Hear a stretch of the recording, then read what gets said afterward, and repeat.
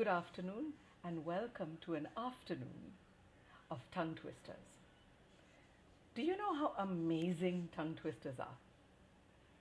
They aren't just tools for articulation, but you can use tongue twisters to perfect every aspect of your speech. I've got a bunch of tongue twisters here, which I've been doing in class this week and will be doing for the rest of the week.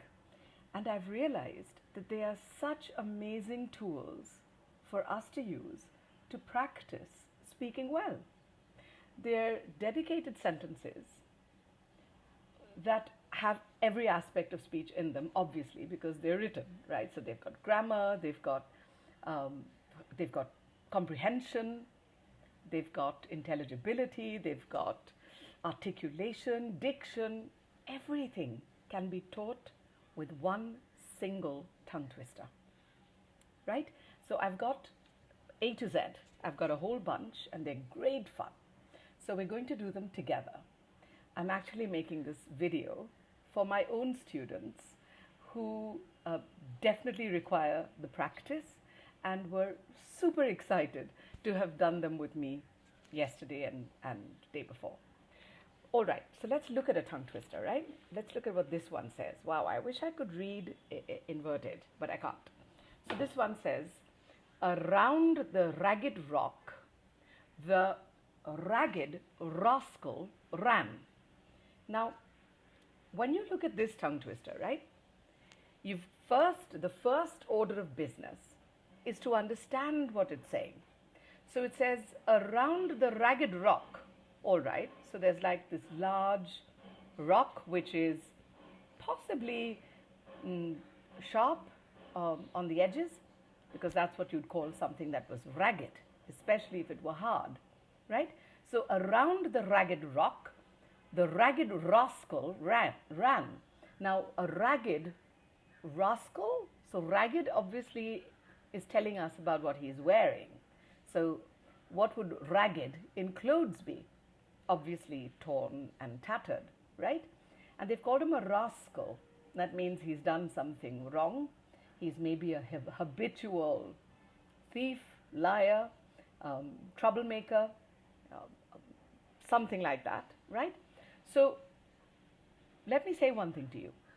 I've seen people do tongue twisters like this. Betty bought a bit of butter, but the butter was bitter, so Betty bought another bit of butter to make the bitter butter better. Ooh. You've lost the purpose of a tongue twister if you do that. Firstly, there's no intelligibility. No one can understand what you're saying. So you yourself haven't comprehended what you're saying because you're delivering it without any phrasing. So if you wanted to do that one, you'd have to do it like this. Betty bought a bit of butter, but the butter was bitter. So Betty bought another bit of butter to make the bitter butter better, right?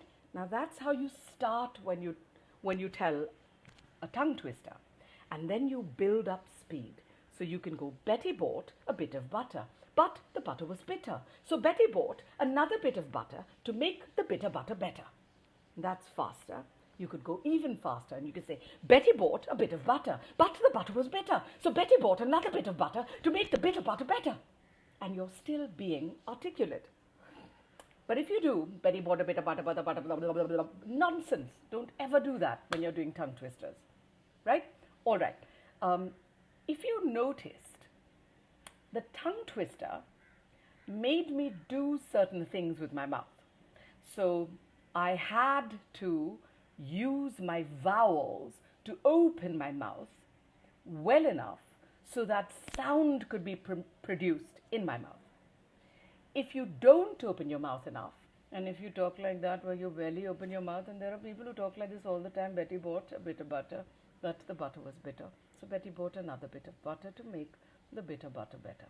You're still speaking, but you are not using your mouth, which is the organ of speech.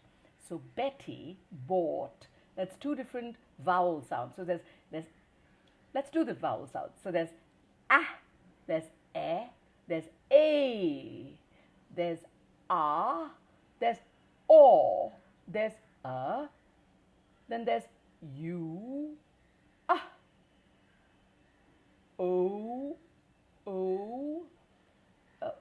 seen a lot of people, they do oh, oh. Well, that is not what the letter O says. O. It requires you to open your mouth and then bring it back together again. So O, like the letter A, not A, B, C, A. So A, O, U, right? So unicorn. A lot of people don't use their mouth and they'll say unicorn. A, apple, right? Apple. So the more you open your mouth, the better your articulation will be, the better your diction will be, right? All right. So there's, oh yeah, what are the other vowels? Oh yeah, there's O, there's O, there's O. There's a difference between the OH and the AU. So it's O, awful, but orange, right? Orange and awful. There is a difference in the mouth. Orange, awful, or, if you can see that, right? So let's look at this tongue twister again. Firstly, we've got to phrase it. What is phrasing? It's putting groups of words together that answer one question word. The question words are what the journalists use. There's who, where, when, what, how, and why. So around the ragged rock. So around, I want to phrase after around. Why? Because around gives me information. It tells me where. Where? Around. Around what? Around the ragged rock. Oh, sorry. Around the rugged rock. Rugged is rough, right? Jutting, juxtaposed, rugged. Around the rugged rock. What happened around the rugged rock? The ragged rascal ran. Now, do you realize that I'm saying rrr instead of r? A lot of people think that R should be pronounced like that. R makes two sounds. The letter R rolls itself when it is followed by a vowel sound. Roger Rabbit ran, ransacked, rigor, right? The minute there's a vowel following the R, you roll the R.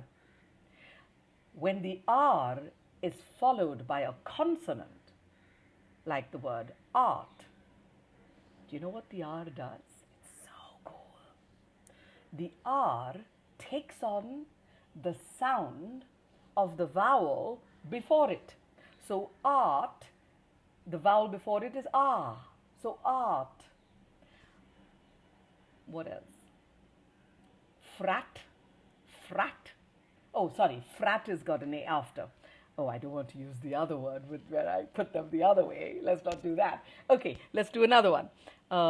What else? Farm. So Americans say farm, but we speak English. We don't speak American. So farm, firm. The R takes the I sound, right? Firm, farm, form, like F-O-R-M, form, right? So why was I telling you that? Oh yeah, because I was using the letter R. All right. So around the rugged rock, around the rugged rock, the ragged rascal ran, right? Imagine if I said, around the ragged rock, around the rugged rock, the ragged rascal ran. It's like you will get like brain frozen if I did that, right? It's just so blah. It's not nice. Don't do that. Yeah, so roll the R, all right? Where? Around where? The ragged rock. What happened? The ragged rascal ran, right? All right. Here, the verb came after the who, right? Whenever you see a verb in a sentence, you should pause before and after it. Those pauses are called phrases or phrasing, right? Let's go to the next one. Big black bug. So big black bug is one phrase. Big black bug, who are we talking about? Big black bug. What did he do? Bit. Now that's my verb, right? So I will phrase, I'll pause before and after. Big black bug bit a big black bear, and the big black bear bled black blood. Bled is my next verb.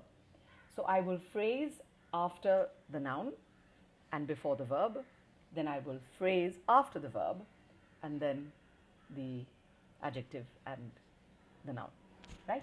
So let's do it again. Why is it important to phrase? Phrasing is important because not only do you comprehend what you're reading, but your listeners comprehend what you're saying too.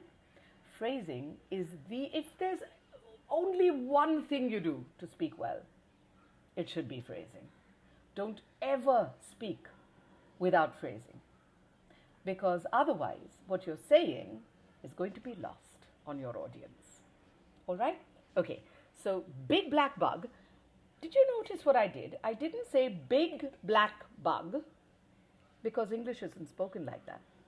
English is spoken quickly until you come to a punctuation point, or if there aren't enough punctuation points, like there aren't nowadays, then phrasing is done at the phrase line. I'm sorry. You read quickly until you come to a phrase line. You've got to imagine your words as if all of them are stuck together. If you've got tiny little words like now in English, there are two kinds of words. There are content words, which I call elephant words. And these words carry the meaning in the sentence. Then there are other words called mouse words. And mouse words have no job but to make the sentence grammatically correct.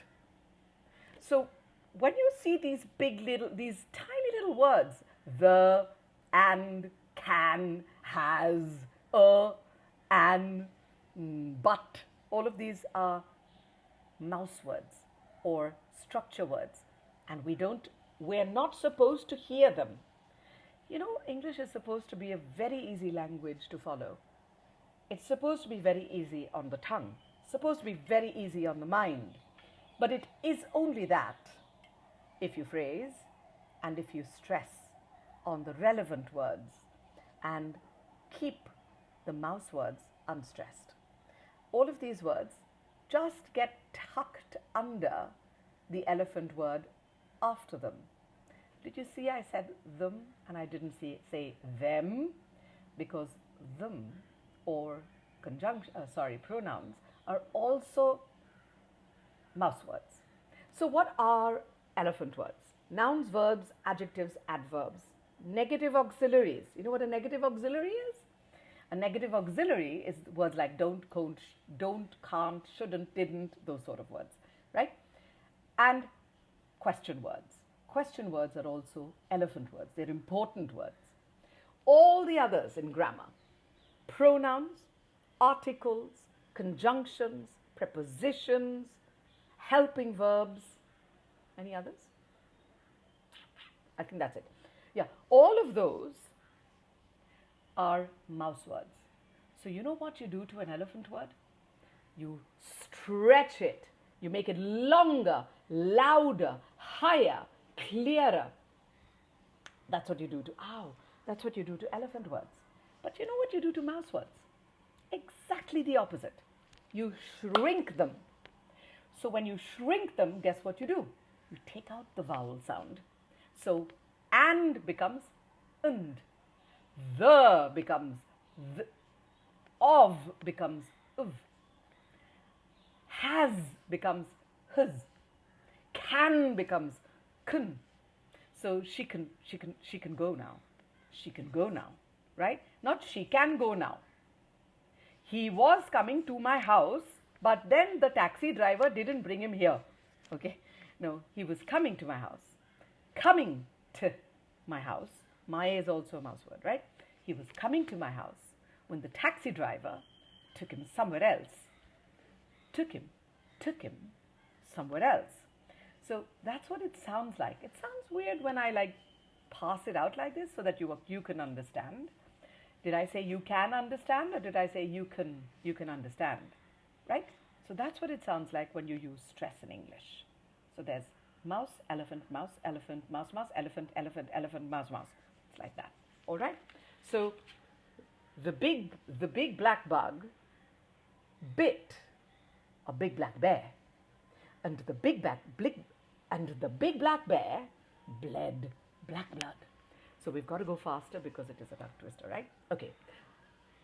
A big black bug bit a big black bear, and the big black bear bled black blood. And faster and faster and faster. And that's what makes tongue twisters fun.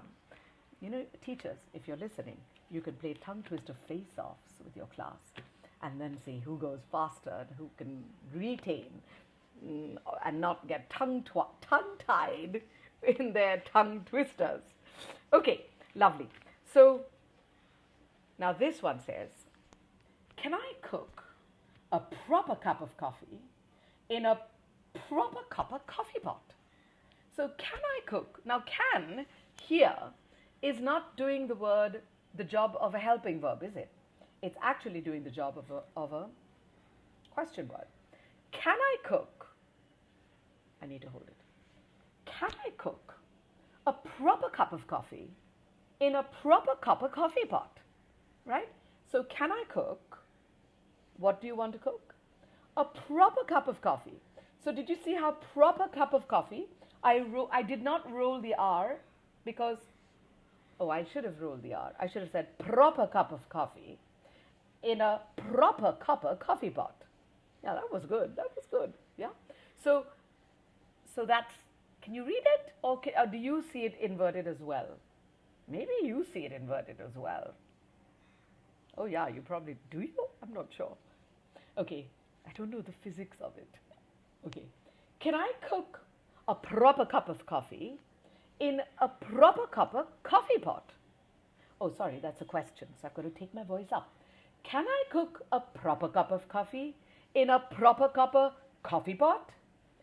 Yeah, punctuation has intonation. When you come to a question, when there's a question mark at the end of a sentence, you've got to put your voice into something called a circumflex. When you do that, it sounds, and the other person's brain knows you've asked a question. If you don't do that, they don't know you've asked a question. Because if you take your voice down, you've just made a statement. So if you want to receive a reply, then make sure you put your voice into a circumflex. Okay, that's a circumflex and a question mark.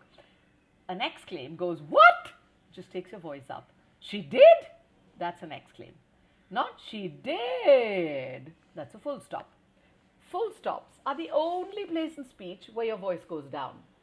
If you, as a young person, are used to taking your voice down at phrase lines or commas, please stop doing that, because your listeners are going to get mind-boggled.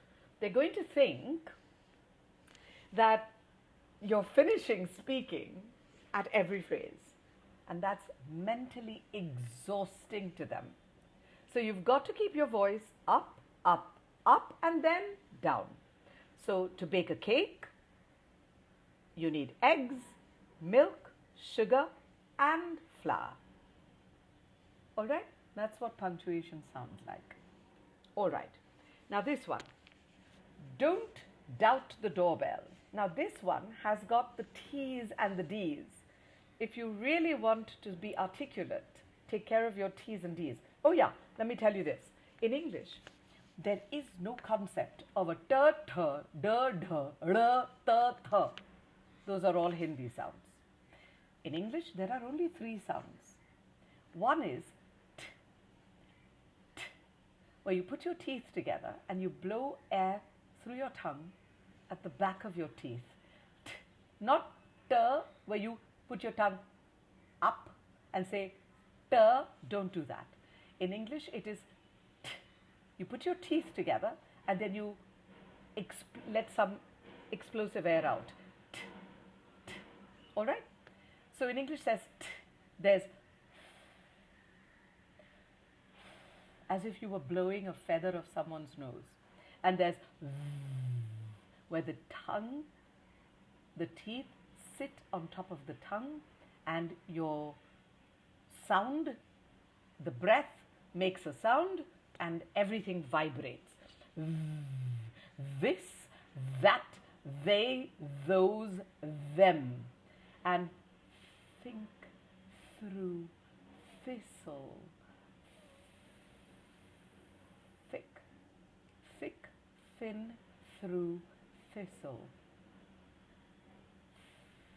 Thought, right? That's the T, the three sounds, the three sounds that the T makes.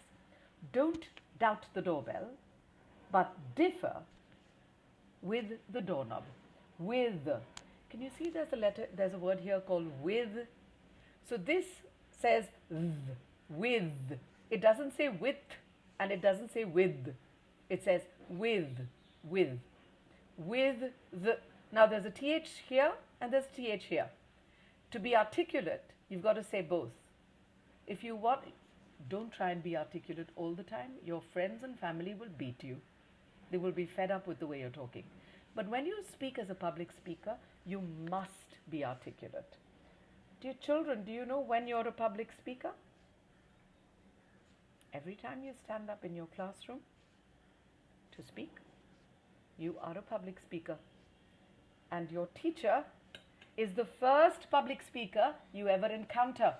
So teachers, you've got a responsibility there to speak to the best of your ability. All right?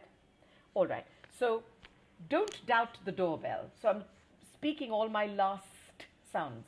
Don't doubt the doorbell, but differ with the doorknob. With the doorknob. So with the doorknob, I have to tuck the doorknob under the word doorknob. You know, I always say that there is science to speaking the way you should speak. And just to let you know, even the Hindi and Marathi teachers sit in my sessions when I do speech theory with the other teachers. It belongs to every subject and it belongs to every teacher. So please, teachers, make an effort to use speech theory when you're speaking. All right. Now, this one. 8 grey geese in a green gill, 8 grey geese in a green field grazing. So repeat after me. 8, now I will phrase after the word 8. You know why? Because, did I ever tell you the rules of phrasing? Okay, let me tell you. So you phrase between thought groups. So every thought group is one chunk of information which creates one image in your mind. So once upon a time. That phrase answers the question, when? Now, if you think in phrases, you will make each chunk into a mind-blowing phrase. Now, instead of just saying once upon a time, if I tell myself I want to put the when first, I might say something like, in the time of the dinosaurs. Or I might say, back when mankind hadn't discovered language. That's a when. I could say something like, when I get home from school, tired and exhausted, and desperate to use the loo. I could start like that, couldn't I? Think in phrases by asking questions. Okay, when, now if I say I want to add a where, I entered into the school bus. That's a where. And then I can add a who, and sat right next to my best friend. Or Shivani. Who? Shivani. I entered into the bus and Shivani called out to me. Did what? What did Shivani do? Called out to me. Why? Saying, what did she say? Hey Shaheen, come on, sit next to me. Right? So think in these questions and then write. Even when you read, question as you read. So why? Okay, then what? Okay, now what? But how? So ask questions as you read. You will comprehend what you're reading. Okay. 8. Oh yeah, I was telling you rules for phrasing. So phrase between thought groups. Phrase before conjunctions. If you don't know where to phrase, if you see a conjunction, phrase before it. Phrase before and after verbs. Phrase before and after proper nouns. Phrase before and after you take someone's name. Phrase before and after numbers and dates and times. All right? Those are the places. If you just remember these, you'll do fine. All right? So this says 8. I'll tell you why you must phrase before numbers. Suppose I say, भैया 4 Coca-Cola लेकर आना. भैया 4 Coca-Cola लेकर आना. 4 Coca-Cola लेकर आना. The man's mind will register both details, the number and the product.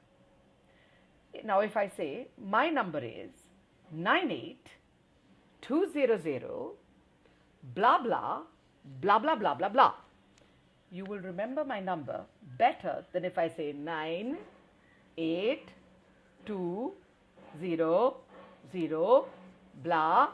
You get the idea. Or if I say 98200 blah blah blah blah blah. Does that work? No, it doesn't. So put chunk even numbers when you say them. At 12 a.m. midnight on the 15th of August 1947, India received her independence. Now received was also your verb, right? India was also your proper noun. That's how much you phrase. But if you said at 12 a.m. midnight on August 15th, 1947, India achieved her independence. Or received. No, don't do that. Okay? Now this one. 3 free thugs set 3 thugs free. Set was what did they do? They set. Means they did something. What did they do? They set who, 3 thugs, where, what, how, why, free. Okay? 3 free thugs set 3 thugs free. Sounds tough, but the more you do them, the better you get at them. And I think I'm a bit tired now. Don't know if I want to do all of them. Fine white vinegar with veal. Fine white vinegar with veal. Fine white vinegar with veal. Now you say it. Fine white vinegar with veal. Super. Good job. Okay. Should we stop now? I think we've done quite a bit. Okay. Grey geese in a green field grazing. Grey geese in a green field gazing. Grab the groundhog. Oh, I can't see that. Grab the groundhog from the glazed grass. High roller, low roller. High roller, low roller. Right? How can a clam cram into a clean cream? How can a clam cram into a clean cream can? Sorry. How can a clam cram into a clean cream can? No. How can a clam cram into a clean cream can? Got that the 3rd time round. Super. Oh. Inexplicably mimicking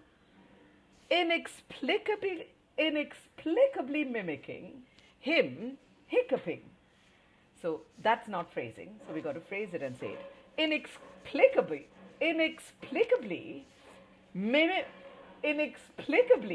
mimicking him hiccuping. That was so tough.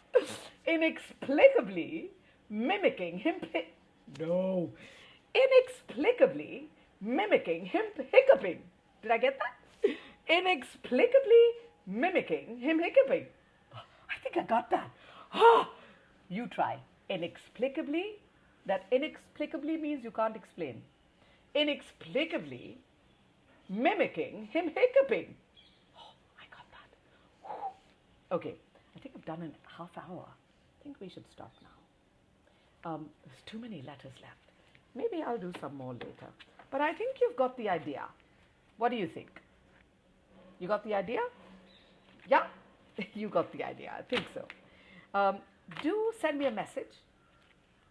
I'll be putting this on YouTube. Send me a message if you have any questions. And if you live in Mumbai, I would love to work with you.